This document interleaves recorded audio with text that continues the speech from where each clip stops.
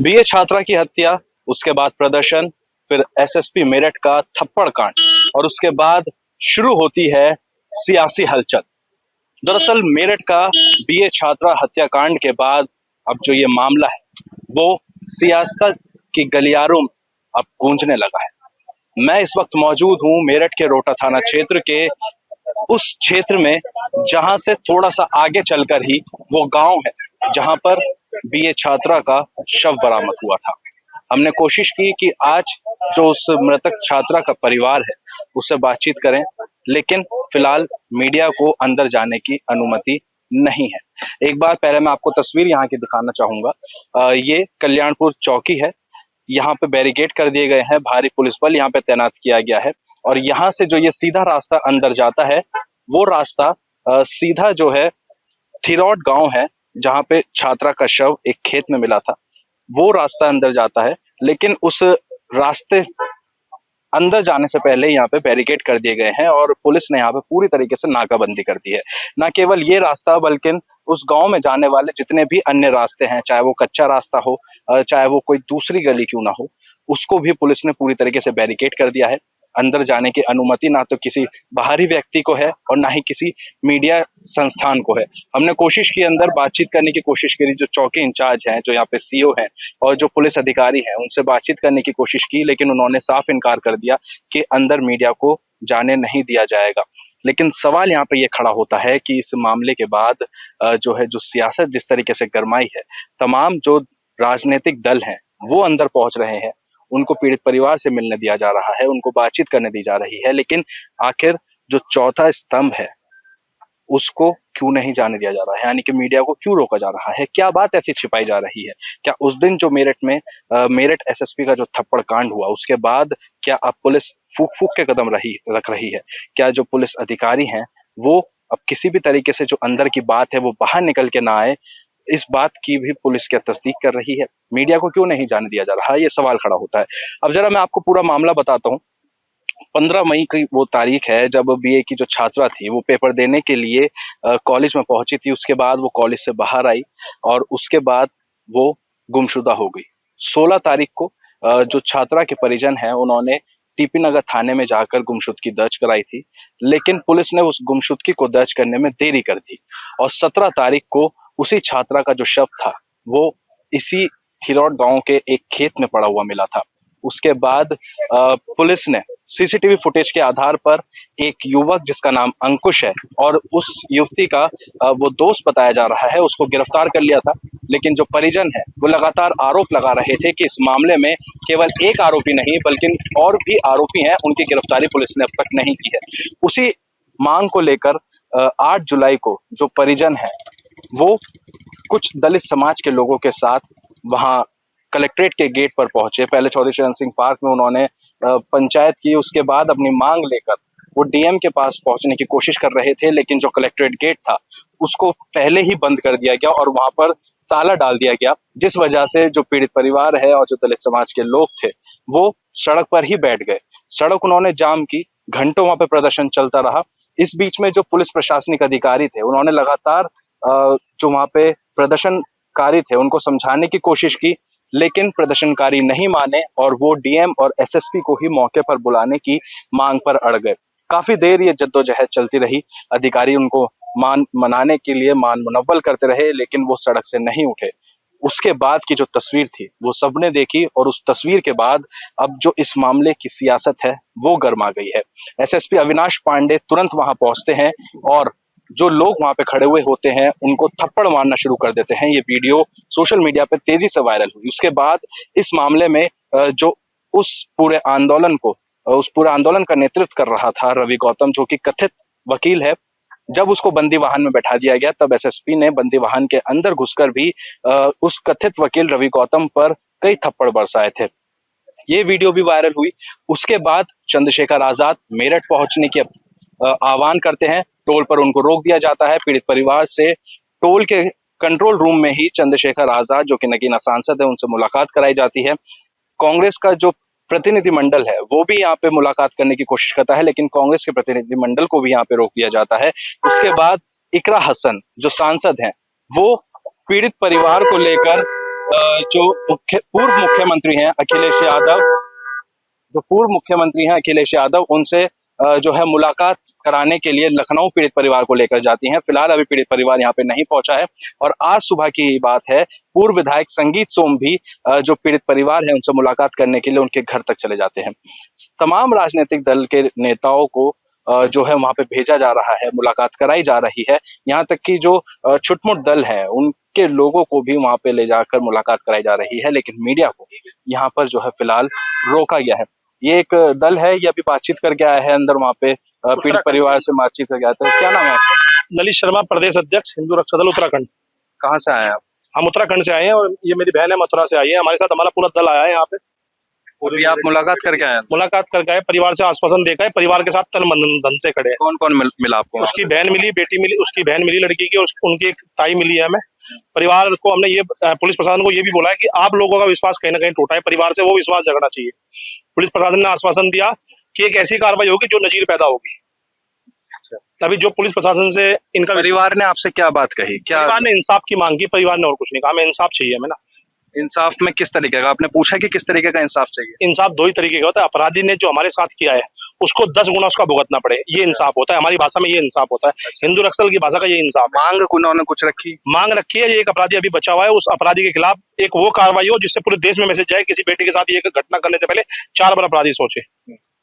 और हम भी यही चाहते हैं, उनके मकान में बुलडोजर चलाया जाए और जो अपराधी अभी उससे बाहर है उनका एनकाउंटर किया जाए तत्काल। ठीक है, देखिए अभी ये दल है, ये मुलाकात करके आया है अभी जो पीड़ित परिवार है, लेकिन सवाल यहाँ पे ये खड़ा होता है, जो पीड़ित परिवार है, पुलिस की तरफ से अगर हम बात आगे रखें तो पुलिस अधिकारियों का कहना है कि पीड़ित परिवार पुलिस की कार्रवाई से संतुष्ट है, लेकिन जो राजनीतिक दल हैं तमाम, उनका कहना यह है कि पीड़ित परिवार न्याय की गुहार लगा रहा है। तो आखिर कमी है कहाँ?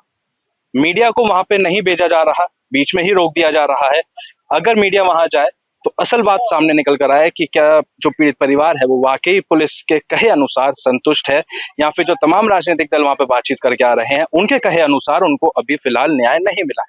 ये जो तमाम सवाल हैं वो अभी बरकरार हैं और इन सवालों का जवाब तभी मिल सकता है जब जो पुलिस अधिकारी हैं उन्होंने जो गांव को सील कर दिया है उस सील को हटाया जाए और अंदर जाकर उस पीड़ित परिवार से मीडिया की भी मुलाकात कराई जाए, बातचीत कराई जाए और जो तथ्य हैं उन तथ्यों को असल में बाहर लाने की कोशिश की जाए। अपने सहयोगी अरविंद सांगवान के साथ प्रत्युष शर्मा, अमर उजाला, मेरठ, थिरौट।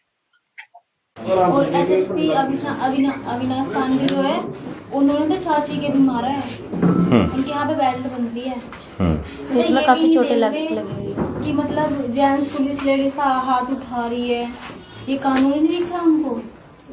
नहीं बेटा, गलत है, ये गलत है, ये गलत है। अभी इसमें कितने लोग पकड़े गए बेटा? इसमें एक ही पकड़ा गया है, दूसरे जेल भेज दिया गया है। बाकी जो है वे अभी बाहर ही है। उन्होंने कम धाराओं में देखा, उन्होंने कह रहे कि उनकी जमानत हो। देखो बेटा, एक भी नहीं बचेगा, हम लोगों की जिम्मेदारी है। हमें आप पर विश्वास है ना? बस देखो मैं बेटा इसीलिए, कोई आया भी नहीं होगा, मैं घर इसीलिए आया। आ तो सब रहे, लेकिन आपका हमें विश्वास है, हम आपके यहाँ पे गए भी थे, आपने मुलाकात भी करी थी। हाँ, मैं कह रहा हूँ ना, मैं आपके साथ हूँ, आप निश्चित रहो, पूरी सरकार आपके साथ खड़ी है, पूरी सरकार आपके साथ खड़ी रहेगी। कोई अधिकारी कर्मचारी कोई गड़बड़ नहीं कर पाएगा। बेटी को न्याय मिले, बेटी तुम्हारी नहीं, वो मेरी बेटी है, समाज की सब कोई बच्चियों की, अब ये बेटी है, हमें हमारी बेटी है ना। अगर बेटी के साथ गलत हुआ और उसे न्याय नहीं मिलेगा तो ये सबसे बड़ा दुर्भाग्य है। आप निश्चित समझो, आपको ये मान लेना चाहिए कि योगी सरकार में हर तरीके से बेटी को न्याय मिलेगा और अपराधी के साथ जिस तरीके की कार्रवाई होनी चाहिए वही होगी। बाकी मैं सरकार में मदद की भी बात करूंगा और पहली मदद तो मैं ये करूंगा कि मारने वालों को फांसी तक पहुंचाया जाए, ये व्यवस्था हम लोग करेंगे, ठीक है।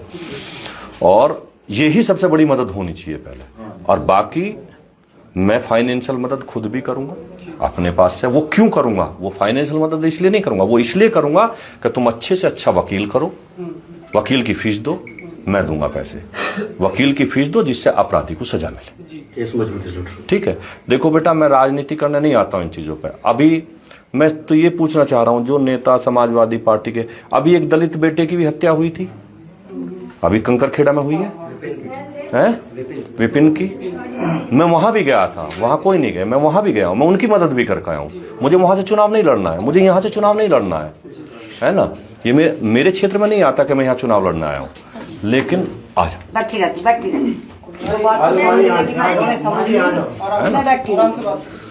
लेकिन बच्ची को न्याय मिले, ये हम सबकी जिम्मेदारी है और उसमें मैं आपके साथ खड़ा हूं। मैं खड़ा हूं, पूरी सरकार आप निश्चित रहिए। जो गड़बड़ करेगा, जो गलत करेगा, जो अधिक, आप बैठ जाओ अम्मा, अम्मा आप बैठ जाओ अम्मा, कोई बात नहीं, कोई नहीं। तो बेटा इसमें जो भी अधिकारी कर्मचारी गड़बड़ करेगा, सरकार उसकी जांच, मैं सरकार में बात करूंगा, जांच करा के सब पे कार्रवाई होगी। लेकिन ये भी बेटा हमें थोड़ा सा ध्यान देना है कि हम राजनीति के शिकार ना हो, है ना। चूंकि ये नेता लोग क्या करते हैं, ये राजनीति करते हैं और भाग जाते हैं, है ना। आज अखिलेश यादव ने परिवार को मिलने बुलाया। अखिलेश यादव का दिल्ली में घर है, लखनऊ में भी घर है, ना दिल्ली घर पे बुलाया, ना लखनऊ घर पे बुलाया, दिल्ली एयरपोर्ट पे बुलाया। क्यों? आप समझिए ना, क्यों भाई? घर, आप एयरपोर्ट पे अगर उतरे हैं तो 10 मिनट में अपने घर पहुंच जाएंगे ना। तो परिवार को अगर न्याय ही दिलाना है, क्योंकि उनकी मानसिकता खराब है, वो राजनीति कर रहे हैं इसमें।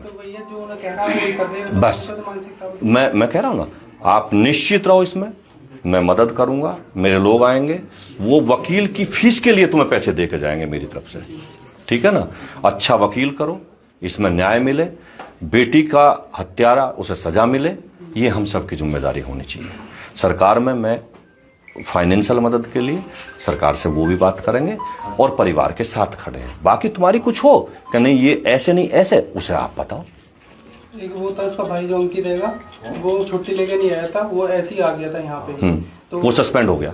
हाँ, वो सस्पेंड हो वो गया। यहीं पे था, वो मर्डर में भी उससे शामिल था। लगातार उससे बात हो रही थी, जब उन्होंने बोला था अंकुश ने कि मैंने ये काम कर दिया, उससे बातचीत पूरी हो रही थी। वो यही था, मरवाने में भी वही है बेटा। वो सस्पेंड हो गया है, जांच शुरू हो गई है, वो मारने में है तो जेल जाएगा, बचेगा कोई नहीं, निश्चित समझ लेना। बिल्कुल। देखो अच्छा एक बात सुनो, पहले 1 मिनट में बस ये करूं, पुलिस पे भी ये भरोसा करो, पुलिस क्यों गलत करेगी बच्ची के साथ? पुलिस का कोई रिश्तेदार तो है नहीं वो मारने वाला है। और अपराधी किसी का नहीं होता, अपराधी केवल अपराधी होता है, वो कोई बात नहीं, अपराधी केवल अपराधी होता है। और सरकार में, इस सरकार में अपराधी को सजा जाति और धर्म देखकर नहीं मिलती है। यहां जो भी अपराधी है, देखो आप लोगों ने तो देखा है किस तरीके से समाजवादी पार्टी की सरकार किया करती थी।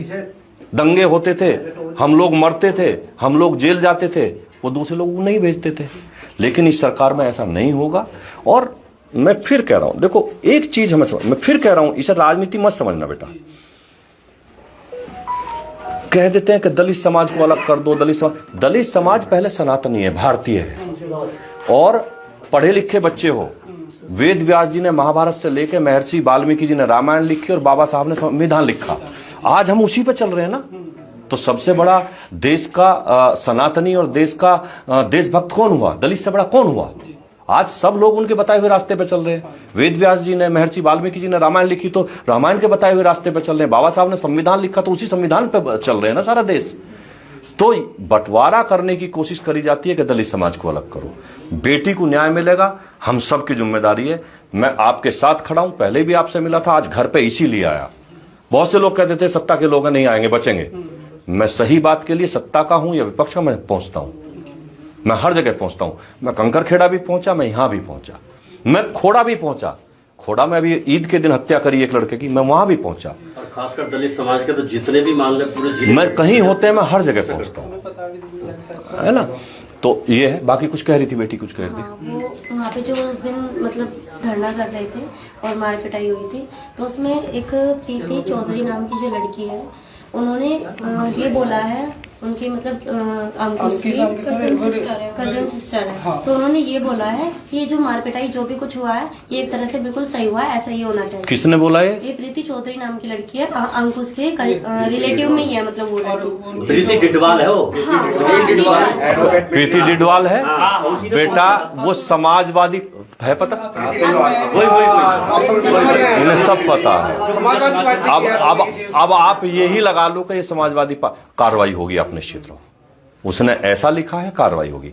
वो उसे ये सोचना चाहिए, वो भी हमारी बहन है, लेकिन उसे ये सोचना चाहिए कि एक बेटी की हत्या हुई है उस पर इस तरीके से कार्रवाई की है ना, उसमें उनका सबसे बड़ा रोल है। वो ऊपर हमारी कार्रवाई होने नहीं दे रहे, मतलब एक तरह से वो उनका बचाव करना चाह रहे हैं। आप निश्चित रहो, बचाव नहीं कर पाएगी, पूरी समाजवादी मिलकर भी बचाव नहीं कर पाएगी। हमारी जांच खराब करी अतुल ये मतलब इन लोगों ने कराई, हमारी जांच कराई। देखो, मैं किसी भी नेता का नाम नहीं ले रहा, लेकिन मैं इतनी गारंटी देता हूं कि इसमें कोई भी घालमेल कर नहीं पाएगा। मैं आया हूं, आके अगर तुम्हें घालमेल लगे तुम मुझे पकड़ लेना और मैं फिर दोबारा आऊंगा, ठीक है ना। मैं ये नहीं हूं कि आज आ गया फिर नहीं आऊंगा, फिर दोबारा आऊंगा। कोई भी घालमेल नहीं कर पाएगा। ये जिस तरीके से कर रहे हैं, देखो मैं तो किसी का नाम नहीं लेना चाह रहा, तुम खुद ही नाम लेके बता रहे हो कि कौन गड़बड़ कर रहा है। ये बातें आ रही है ना सोशल मीडिया पे, उन्होंने पोस्ट डाला हुआ, उन पे कमेंट कर नहीं डालना चाहिए। उस लड़की को भी ये सोचना चाहिए, वो भी हमारी बहन है, कि जो मरी है वो भी हमारी बहन है, उसके साथ खड़े रहो, साथ खड़े रहना चाहिए। इसमें ऐसा मत करो। देखिए बेटा, अपराधी की कोई जाति नहीं होती, अपराधी अपराधी होता है, वो कोई भी हो। अपराधी को सजा मिले, हम सबकी ये जिम्मेदारी होनी चाहिए, ठीक है ना। और मैं मदद भेजूंगा, ये लोग आएंगे लेके, प्रमुख साहब और ये प्रधान जी, ये सब लोग आएंगे, ये सब वहीं से है, समाज से है ना। ये लोग आएंगे, मदद करेंगे, और वो मदद फिर मैं कह रहा हूं इसलिए भेजूंगा कि आप खड़े होकर वकील अच्छा करना, जिससे सजा बड़ी मिले। मैं बस विधायक जी आपसे उम्मीद है, बस आप ही हमारी मदद करना पसंद। आप निश्चित रहो, मैं आपके साथ खड़ा हूं। भैया हमारी जितनी भी जांच खराब हुई है, मतलब उन्होंने कोई भी सही नहीं करी। बेटा देखो, मैं तुम लोगों को बुलवाऊंगा, अधिकारियों के साथ बैठवाऊंगा, और एक एक चीज का प्रमाण देंगे अधिकारी, जिससे तुम संतुष्ट नहीं होगे उसमें दोबारा जांच कराएंगे, बस यही। ठीक है। आप लोग मुझे बता देना, पूछ के मेरा नंबर दे दो, मुझे ये बता देना कि कब अधिकारियों के साथ बैठना है। मैं अधिकारियों को लेकर साथ बैठूंगा, आप लोगों के सारी चीज का, हर चीज का प्रमाण चाहिए, कोई भी घालमेल ना हो, वो आप अपनी आंखों से देखो, तब तो ठीक है, ये करेंगे। और बाकी मैं ये मदद भी भेजूंगा, ठीक है। और बताओ, कोई बात है तो। और ये जो मतलब सीओ है ना, जो हमारी मतलब वगैरह जो जांच कर रही है, सौम्या स्थाना, वो घर पे आके इस तरह की बातें बोल के जा रही है कि लड़की की बॉडी है वो मतलब गर्मी के कारण खराब हुई हुई है। आपको लग रहा है, आपने फोटो देखा होगा कि वो गर्मी के कारण खराब है? बेटा अगर सीओ गलत कर रही है तो सीओ की भी जांच होगी, गलत कोई नहीं कर। देखो ऐसा है ना, अगर आप लोगों को मैं बैठाऊंगा, जांच से संतुष्ट नहीं होंगे तो दूसरे अधिकारी को जांच कराई जाएगी। अगर आप लोग जांच से संतुष्ट नहीं होंगे तो आप परिवार के लोग आपस में बैठ के बात कर लेना। अगर आप जांच से संतुष्ट नहीं होंगे तो दूसरे अधिकारी को जांच दी जाएगी। आप कहोगे क्राइम ब्रांच से करा देंगे, जिससे कहोगे उससे करा देंगे, ठीक है ना। आप हम सीओ चेंज करा के दूसरे सीओ से करा देंगे जांच, हम क्राइम ब्रांच से जांच करा देंगे, लेकिन जब तक आप संतुष्ट नहीं होंगे हम केस को बंद नहीं होने देंगे। और बताओ, कोई बात है तो। मेरा नंबर दो, मेरे दोनों नंबर दो, मेरा नंबर ले लो बेटा। और मुझे जब परिवार के लोग आ जाएं, बैठ के मुझे बता देना, अधिकारियों के साथ कब बैठना है, सीनियर अधिकारियों के साथ लेकर मैं बैठूंगा, और हर चीज का प्रमाण दिखाओ। और आप जांच से संतुष्ट नहीं होगे तो दूसरे अधिकारियों से जांच कराएंगे, ठीक है। चलो, और ये कल परसों में आएंगे, ये मदद लेकर। आपके राज्य की खबरें, आपके शहर की खबरें सबसे पहले जानने के लिए देखते रहें अमर उजाला। चैनल को सब्सक्राइब जरूर कर लें और पाएं हर अपडेट।